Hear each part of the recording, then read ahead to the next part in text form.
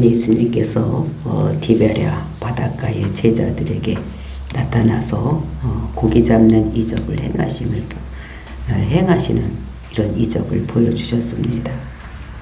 그러므로 인해서 제자들에게 또 사명을 주시면서 식사 후에 베드로에게 목양 사역을 이렇게 부여하심을 우리가 보았습니다. 베드로에게 세 번의 사랑의 문답으로 세 번이나 부인했던 베드로를 회복시켜 주시고 또 이제 그 사랑을 확인하는 이런 모습. 그러니까 하나님께서는 베드로가 하나님을 사랑한다는 걸 알지만 베드로가 자기가 부인했기 때문에 자기 마음속에 예수님을 본 면목이 없는 그런 베드로를 회복시켜주는 그런 모습을 볼 수가 있는 것입니다. 그런데 베드로를 부를 때 베드로가 부르지 아니하고 요한의 아들 시몬아 이렇게 부르셨습니다. 세 번이나 똑같이 요한의 아들 시몬아 내가 나를 사랑하느냐? 라고 그 원래 이름을 사용해서 그를 부르는 이런 모습입니다. 정말로 베드로라는 것은 예수님께서 붙여주신 이름, 반석이라는 이름이었어요. 근데 그 이름 걸맞게 살아가지 못하고 그 예수님을 부인했던 이 베드로. 그때 부인했을 때 새벽에 숯불가에서 부인했던 것 같이 예수님께서 새벽에 또 숯불을 피워놓고 그리고 이제 예수님과 베드로만 아는 그 잘못한 베드로를 용서하여 주시는 그리고 이 베드로를 다시 부르시는 이런 모습을 볼 수가 있습니다. 그러니까 베드로를 마음으로 알고 또 그를 사랑하고 원치 않게 정말 죽을까 걱정이 되어서 부인했던 이런 것을 다시 회복시켜주는 이런 것들을 볼 수가 있는 것입니다. 그리고 이제 이어지는 본문의 말씀에서는 베드로와 요한에 대한 앞으로 어떻게 될 것인가에 대한 예언, 또 요한이 죽기 전에 예수님께서 재림한다는 것이 이 세상 사람들이 그때 사람들이 잘못 알고 있기 때문에 이것이 그런 것이 아니다라는 것을 요한이 지적해서 쓰고 있는 이런 모습을 볼 수가 있는 것입니다.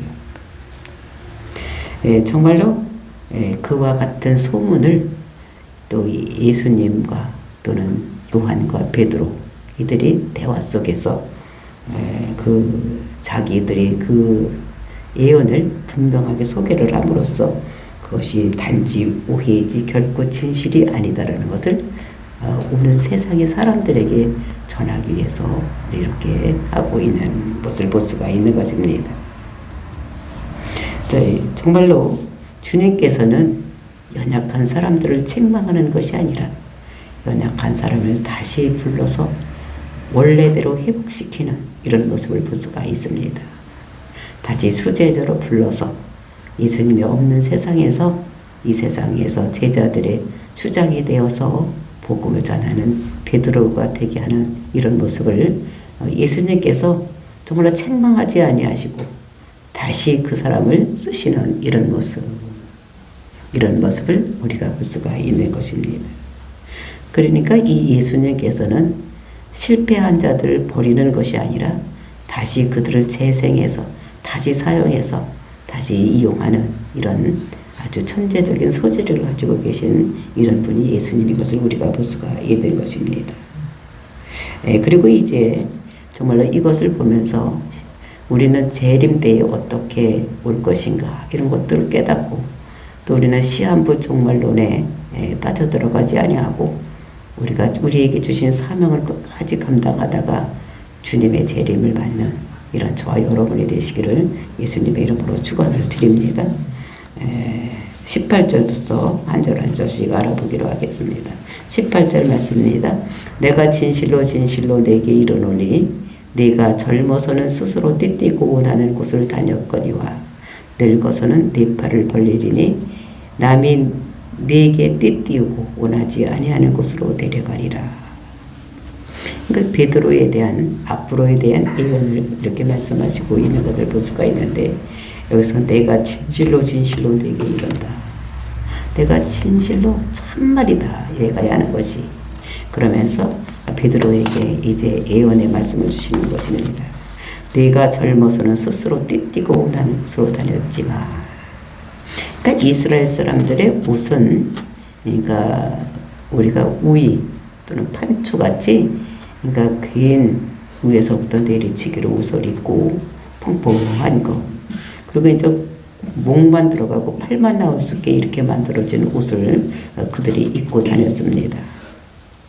그러니까 이 사람들이 일을 할 때는 이것이 너무 출렁출렁하고 앞으로 쏠리고 그러니까 일을 할 거나 또 어디를 걸어갈 때는 어떻게 되는가 하면 이게 끈으로다가 이렇게 묶고 허리를 묶어서 이것이 고정되도록 하는 옷을 입었습니다. 그랬으니까 그것을 네가 젊어서는 스스로 띠띠고 원하는 곳을 다녔다. 그러니까 네가 하고 싶은 대로 그리고 하고 있었다는 것입니다. 언제든 네가 띠를 띠고 싶으면 무슨 일을 하고 싶으면 띠를 띠고 무슨 일을 하고 네가 하기 싫으면 그 풀어놓고 그냥 다니든지 이렇게 했다는 것입니다. 그러니까 우리가 성경을 읽어보면 겟세마네 동산에 가서 기도를 할 때도 그 제자들 데리고 갑니다. 그리고 이제 그 세 제자들을 놓아놓고 여기서 너희들 기도해라. 그리고 예수님께서 조금 더 가서 기도를 할 때에 예수님께서 기도하고 돌아와서 봤더니 그 사람들이 자고 있는 이런 모습을 볼 수가 있었습니다.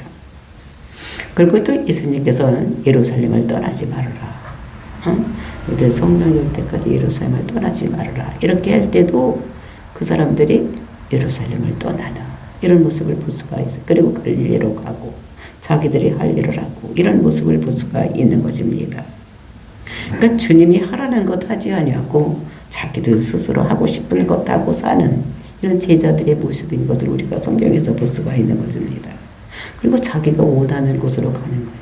자기가 예루살렘에 있으면 예루살렘에 있고 또는 그리고 이제 갈릴리로 가고 싶으면 갈릴리로 가고 자기가 제자 노릇하다가 그리고 이제 어부 노릇하려고 갈릴리로 가는 이런 모습도 여기서 우리가 볼 수가 있는 것입니다. 근데 오늘날도 보면 이렇게 사는 사람들이 많이 있다는 것입니다. 예수를 믿는다고 하면서도 자기가 하고 싶은 일 모든 것을 하는 사람들이 많이 있는데 이것을 자기 마음대로 하는 이런 삶을 얘기를 하는 것입니다. 그런데 그렇게 하다가 늙어서는 네 팔을 벌리리니, 그러니까 늙어서는 이런 젊어서 같은 삶을 사지를 못한다고 말씀하시는 것입니다. 근데 여기서 늙어서라는 것 또는 젊어서 이런 것이 우리가 나이를 조금 먹어서 젊고 나이를 많이 먹어서 세월을 오래 살아서 늙은 것 이런 것들을 얘기하는 것이 아니라 여기서는 젊고 늙은 것이 무엇을 얘기하느냐, 성령 받기 전의 삶과 또는 성령 받은 다음의 삶이 어떠해야 될 것을 베드로에게 말씀을 주시는 것을 볼 수가 있어요.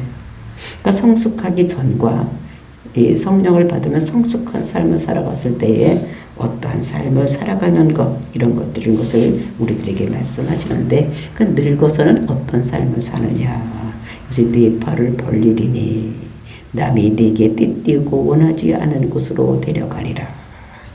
늙어서는 네가 내 팔을 벌리겠다 이렇게 얘기를 하는 것은 이거는 수갑을 차고 또는 십자가에 죽을 것을 예언하는 이런 멋진 것을 볼 수가 있습니다. 그러니까 이전에는 내 마음대로 다녔지만 이제 늙었을 때는 네가 네 마음대로 네 생활 살지를 못한다는 것입니다. 이것이 그것의 성령에 의해서 삶이 끌려가든지 아니면 네가 너에게 붙어져 있는 양들이 너를 끌고 가든지 이렇게 하지 네 마음대로 삶을 살지를 못한다는 것을 말씀하고 있는 것입니다. 그러니까 목회자들도 마찬가지로 오늘날도 목회자들이 자기가 하고 싶은 대로 살아가지를 못하는 것입니다. 그러니까 목회 일을 해야지 되고 하나님 말씀도 전해야 되고 또 이제 그렇게 자기가 쉬고 싶다고 쉬는 것이 아니라 양들, 즉 성도들이 무슨 일이 있으면 달려가야 되고 무슨 일이 있으면 기도해 줘야 되고 이러니까 자기 삶이 없는 삶, 즉 성령에 의해서 모든 일을 해야 되고 또는 양들에 의해서 성도들에 의해서 모든 일을 이루어지는 삶을 사는 것이 여기에 있는 그 사명받은 자들 베드로나 요한이나 이런 제자들의 삶이 되어야 되는 것이지, 이렇게 지 마음대로 자기 이전의 삶대로 그렇게 자기가 하고 싶으면 가고 일하고 싶으면 일하고 띠뛰고 싶으면 띠뛰고 이렇게 하지를 못한다는 것을 말씀하고 있는 것을 볼 수가 있습니다. 그 남이 너를 띠우고, 그것이 남이라는 것이 그것이 성령일 수도 있고 이것이 그 제자들일 수도 있는 것, 그러니까 성도들 양일 수도 있다는 것을 여기서 말씀하고 있는 것입니다.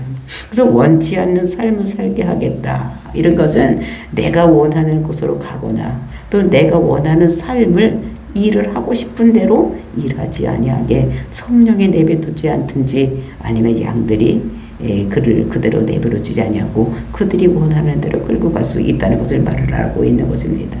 그러니까 죽는 대로 끌고 가든지 힘들고 어려운 대로 고난받는 대로 끌고 가든지 이렇게 하지, 자기가 원하는 삶, 사명받은 자는 사명을 감당하기 위해서 성령이 이끌고 가든지 또는 그 양들이 이끌고 가든지 이렇게 되는 것이지, 자기 마음대로 살 수 없다는 것을, 그러니까 베드로의 앞으로 삶이 이렇게 될 것이라는 것을 말씀하고 있는 것입니다. 그러니까 진짜 그 말씀이 이루어져서 우리가 사도행전을 보면은 그 사도 베드로가 성령 충만을 받으니까 어떻게 됩니까? 그 성령에서 이끌리는 삶을 받는 이런 모습을 볼 수가 있어요. 그래서 그가 가는 곳마다, 그가 그림자가 비치는 곳마다 병자들이 일어나고 많은 사람이 모이고 설교를 해야지 되고, 그리고 이제 자기가 원치 않는 그 이방인에게도 갈 수밖에 없는, 그 고넬료네 집에도 안 가려고 했는데도 어떻게 됩니까? 성령이 이렇게 해서 이렇게 부탁을 하니까 가야지 되나, 이런 모습. 그러니까 자기가 원한다고 가고 원하지 않는다고 안 가고 이러는 것이 아니라 성령에 의해서 모든 일을 하게 되는, 이런 일을 하게 되는, 그러니까 예수님의 예언이 그대로 적중되고, 또 이제 다른 사람들에 의해서 팔을 벌리게 되는 삶. 그러니까 이 베드로도 나중에는 복음을 전하다가 로마에게 그 십자가 처형을 당하는데, 이 베드로는 어떻게 됩니까? 나는 똑같이 예수님과 같이 똑같이 십자가의 처형을 당할 수가 없다서 거꾸로 십자가에 돌아가셨다, 이런 말씀이 있는 것 같이 정말로 이 말씀이 그대로 이루어지는, 그러니까 예수님은 어떻게 됩니까? 현재와 과거와 미래를 다 관통해서 보시는 이런 예수님인 것을 우리의 생각도 하시고 우리의 모든 앞으로의 생활도 아시는, 과거와 현재 미래를 다 알고 계시는 이런 분이신 것을, 그러니까 성령이 임하면 또 하나님은 원래 우리의 모든 것을 다 알고 계시는 이런 하나님, 우리 생각까지도 헤아리시는 모든 것을 아시는, 그러니까 이 베드로에서 앞날에 대해서 예언을 하는, 그래서 그대로 이루어지는 이런 것들을 우리가 볼 수가 있는데, 정말로 저와 여러분들 삶도 베드로와 같은 삶이 되시기를 예수님의 이름으로 축원을 드립니다. 이것이 일종의 예언, 그러니까 예수님께서 베드로를 향한 예언이 그대로 이루어지는 것을 볼 수 있는 것입니다. 19절 말씀입니다. 이 말씀을 하심은 베드로가 어떠한 죽음으로 하나님께 영광을 돌릴 것을 가리키심이로라. 이 말씀을 하시고 베드로에게 이르시되 나를 따르라 하시니. 그러니까 이 말씀을 하신 것에 떼띄워 죽는다. 다른 사람에 의해서 가고 또 내 팔을 벌릴 것, 이런 것들은 이 베드로가 어떠한 죽음을 죽을 것인가에 대해서 예언하는 것이다. 그것이 십자가에서 죽는 이런 것도 이루어진 이런 것들을 볼 수가 있는 것입니다. 또 이것만 보면 어떻게 보면 이건 저주가 아닌가 뭐 이런 생각도 들어가는데, 이건 저주가 아니라 하나님 나라를 열심히 하다가 마침내는 그렇게 되는 이런 것들을 예언하는 것을 볼 수가 있는 것입니다. 그러니까 이제부터는 너는 이제 네 마음대로 삶을 살지를 못한다. 네 마음대로 살지를 못하고 정말로 예수님께서 예언한 대로 그대로 살아갈 수밖에 없는, 내가 너를 이제 일으켜 세웠어, 너에게 사명을 준 대로 그대로 살아갈 수밖에 없는 이런 것들을 볼 수가 있어요. 그래서 양떼들이 원하는 대로 또는 성령님이 원하는 대로 살아갈 수밖에 없는 베드로의 삶, 즉 사명자의 삶을 여기서 우리가 볼 수가 있는 것입니다. 그래서 내 뜻대로 살 것이 아니라 이것이 어떻게 하나님께서 우리에게 주신 사명대로 우리가 사는 거, 이것을 그러면서 이 말씀을 하시고 어떻게 됐습니까? 베드로에게 나를 따르라, 이렇게 사명을 주신, 나를 따라와라. 그러니까 이 베드로가 지금 갈릴리로 와서 어부의 생활을 하려고 이렇게 했는데 이제는 그거 접고 나를 따라와라 이렇게 말씀하시는 것을 볼 수가 있는 것입니다. 정말로 베드로에게 또는 배신자였던 이 베드로에게 이 말씀을 주신 것은 전적인 하나님의 은혜. 그러니까 떠내려가면 어떻게 됩니까? 지옥 갈 수밖에 없는 것. 그런데 이제 예수님을 다시 부르는 은혜.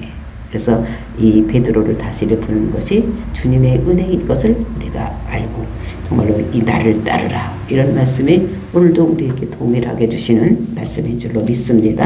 20절 말씀입니다. 베드로가 돌이켜 예수께서 사랑하시는 그 제자가 따르는 것을 보니 그는 만찬석에서 예수의 품에 의지하여 주님을 파는 자가 누구니까 묻던 자더라. 그래서 예수님이 그러니까 나를 따르라 했으니까 베드로가 예수님을 따라갔겠죠. 그러니까 따라가다가 뒤를 이렇게 들쳐다 보니까 그 뒤에 누가 따라오고 있냐. 이 사랑하는 제자가 따라가고 있는 거예요.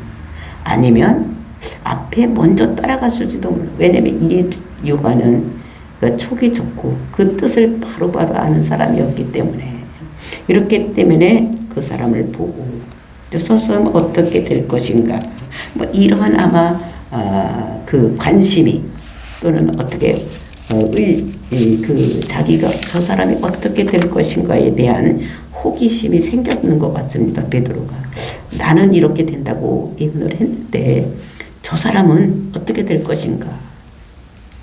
항상 같이 다녔던 그리고 여기까지도 같이 있던 이런 사람 그 사람이 끝이 어떻게 될 것인가 알고 싶은 이런 호기심이 있었던 것 같습니다. 왜냐하면 자기 미래를 알았으니까 저 사람 미래는 어떻게 될 것인가 이런 것들을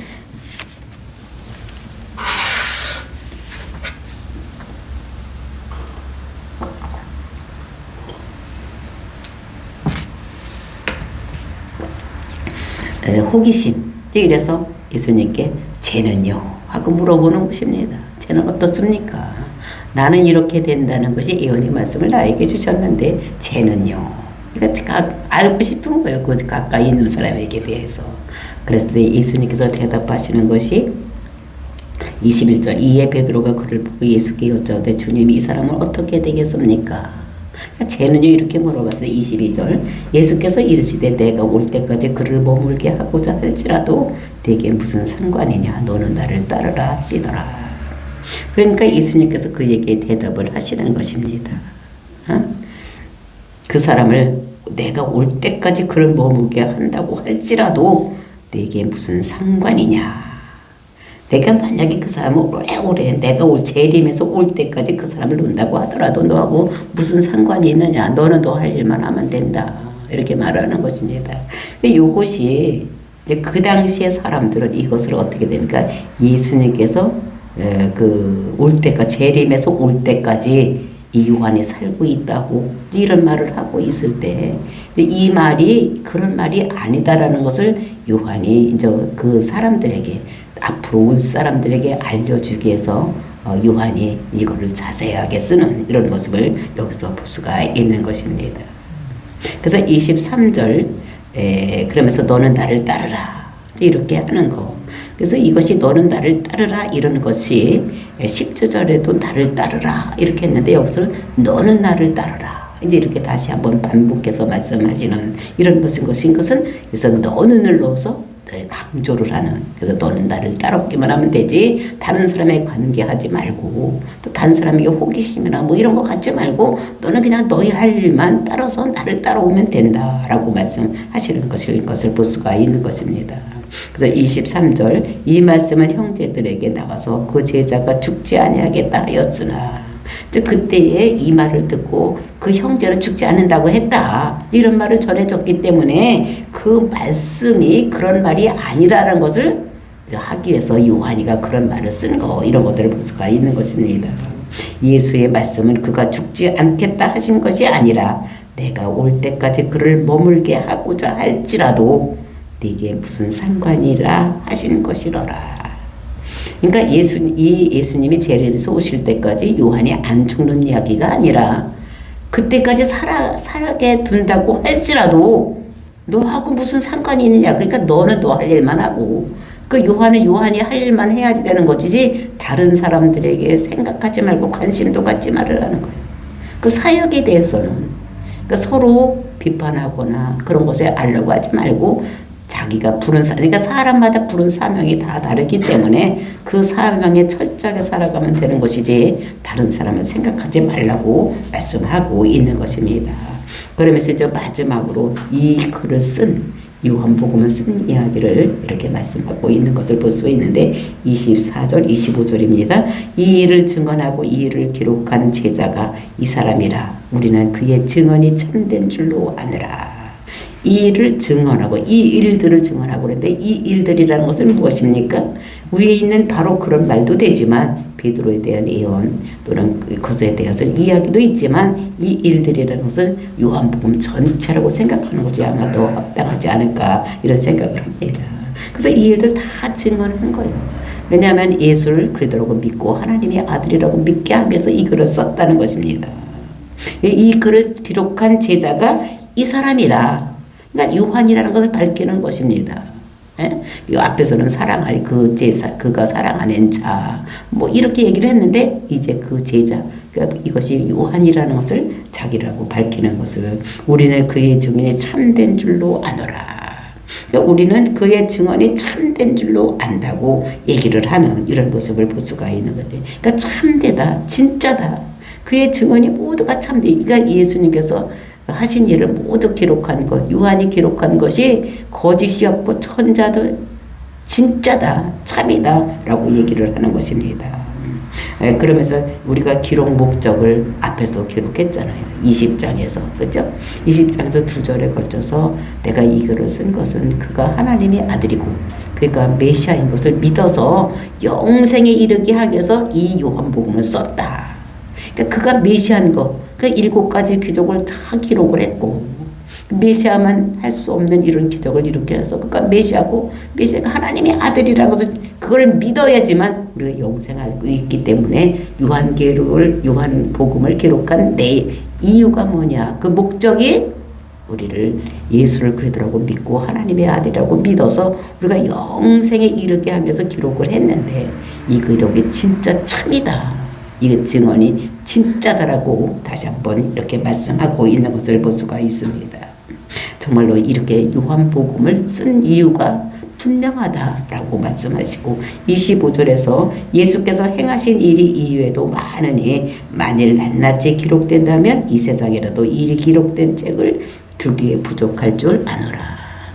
그러니까 예수님이 한 일이 너무 많다는 것입니다. 7가지 기적 말고 요한복음에 기록되지 않는 기적들이 그 공간 복음에는 보면 많이 있습니다.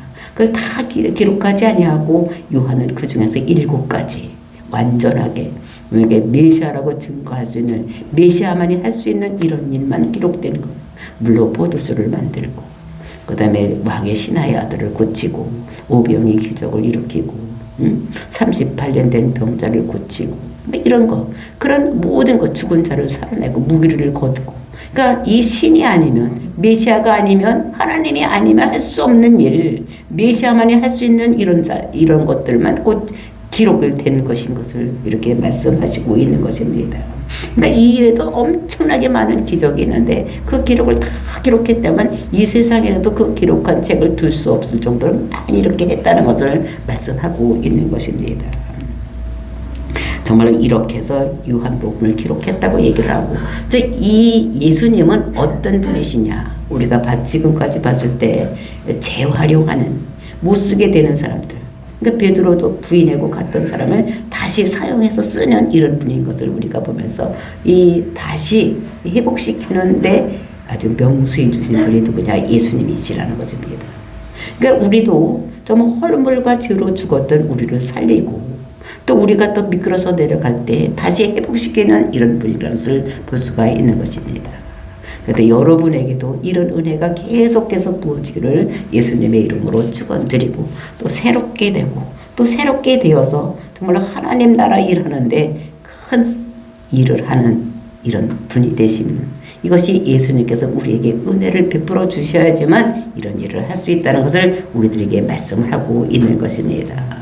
우리가 처음에는 성숙하지 못해서 쓰러지고 넘어지지만 예수님께서 우리를 다시 회복시켜서 정말로 하나님께서 원하는 대로 우리를 쓰여주고 우리 교회를 쓰고 우리 한 사람 한 사람을 쓰는 하나님께서는 그래서 아주 그 하나님께서는 우리를 다시 사용하시고 또 다시 사용하시는 이런데 하나님께서는 예수님께서 하시는 일인 것을 우리가 보고 정말로 우리가 기도할 때 하나님 내가 젊어서 정말로 딴짓을 했다고 할지라도 정말로 늙어서는 우리가 성령 충만 받고는 정말로 하나님께서 원하시는 일을 할 수 있도록 우리에게 성령 충만되게 해달라고 기도하는 그래서 하나님 내 삶까지도 은혜가 날마다 우리에게 임하여서 내가 하나님 뜻대로 살아갈 수 있는 하나님께서 우리에게 주신 사명을 우리 교회도 또 나 한 사람 한 사람도 이루어지게 해달라고 정말로 하나님의 은혜를 간구하는 저와 여러분이 되시기를 예수님의 이름으로 축원을 드립니다. 정말로 하나님 정말로 우리가 성령 받기를 원합니다.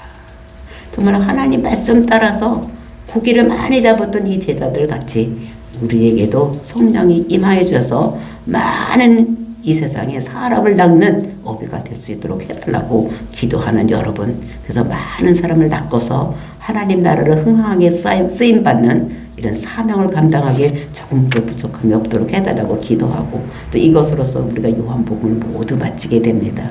긴 여러 날을 거쳐서 요한복음을 마치는 이럴 때 우리가 하나님께 기도해서 정말로 우리를 다시 회복시켜 주셔서 하나님 나라 이런 데 크게 쓰임받는 저와 여러분이 되게 해달라고 기도하는 이런 그래서 능력받고 기도할 수 있는 우리들 될 수 있도록 이를 예수님의 이름으로 축복을 드립니다. 다 같이 기도하겠습니다.